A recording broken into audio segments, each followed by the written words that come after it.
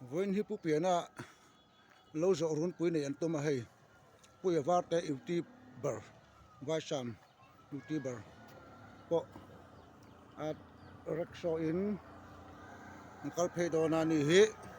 cameraman ani du mel riu mai thì hiện căn hẳn có sa nuông đây vino thế lại hiền mình đang ăn lâu là kal phe lại mép boka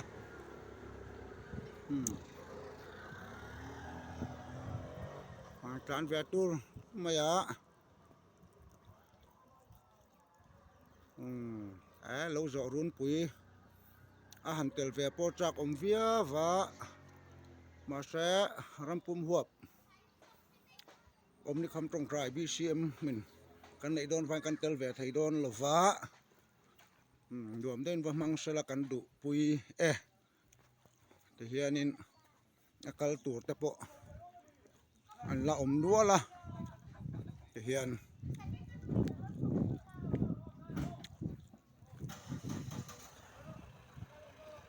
lâu rồi run pui